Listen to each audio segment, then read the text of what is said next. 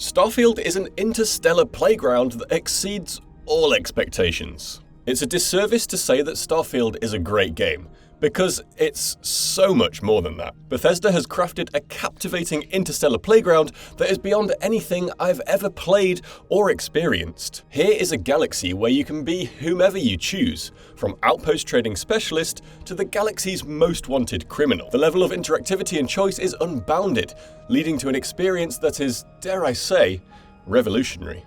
If you stick to the path laid out for you, Starfield features a thrilling main campaign that'll lead you towards several path-altering ultimatums.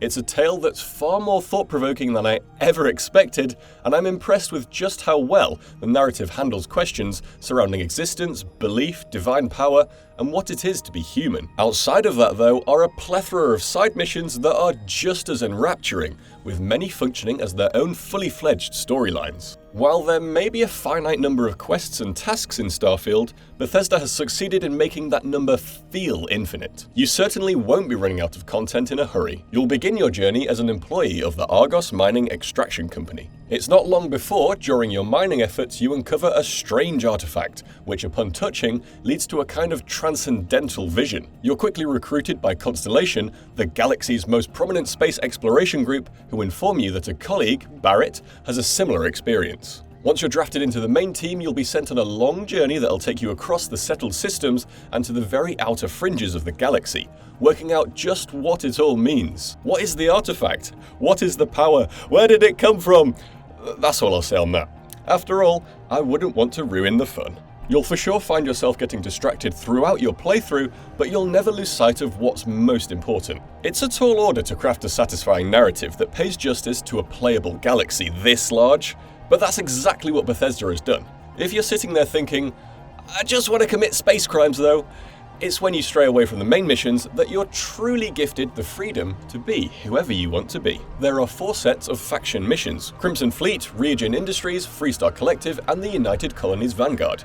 Each has their own distinct personality, with quests following on from one another, forming storylines that may not have had the galaxy-altering implications of the main tale, but certainly hold their own as being equally entertaining. Perhaps one of my favourite aspects of Starfield is how each faction challenges your moral position. You can, if you want to, commit a variety of crimes within Starfield's vast galaxy.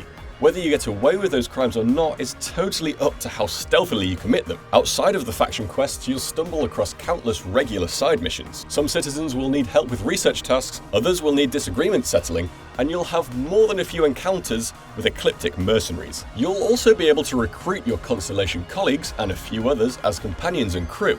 You can assign crew members to your ship or any outposts you build later on in the game, although that's a very late game activity. Combat is a major part of Starfield and can be played from a first or third perspective, as is the case for the whole game. Personally, I found the game to be far more enjoyable from a third-person point of view, but you do you. I enjoyed the combat sections a lot and was surprised by the level of challenge they offered. I also appreciated the reactivity of my opponents. Land a decent shot and they'll stumble. Any extra shots landed during that time deal extra damage. In one instance, a poor foe was crawling away, ass in the air.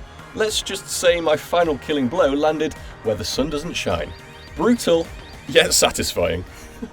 Weapons can be upgraded at designated workbenches, as can your suit. There are also similar options for crafting consumables, industrial items for outposts, and other health items. Your ship is just as important as your regular weapons. Without those upgraded thrusters and target-locking systems, your enemies will soon have you blasted to smithereens. I had a lot of fun with ship combat, and perhaps secretly hoped that every time I entered a faraway star system, an ecliptic ship would try its luck against me. Ahead of its release, there's been plenty of talk surrounding Starfield's performance and stability. I was concerned about how it would run on my Series S, given so many developers have confessed to finding it a limiting console, but I was, on the whole, very impressed. I did experience a couple of crashes though. Thankfully, Starfield autosaves all the time, so it's nothing a quick reload didn't sort. As for bugs, except for one time where I died and my hair temporarily disappeared for a while, it was all smooth sailing. Starfield is without doubt a monumental release, and not just because it's Bethesda's first new IP in 25 years. Every now and then, a new game comes along that changes our perception of what the industry is capable of. Starfield is that game. This is beyond what we've come to know an open world to be. Bethesda has created a universe that, despite its vast scale, maintains an interest and an impressive attention to detail throughout. The journey you embark on will dazzle you, and I have no doubt that players will be gripped for months, perhaps even years to come. Here is a playground where you can be whoever you want to be. I simply cannot stop thinking about Starfield and the wondrous secrets it still beholds. Bethesda, I have one word: bravo.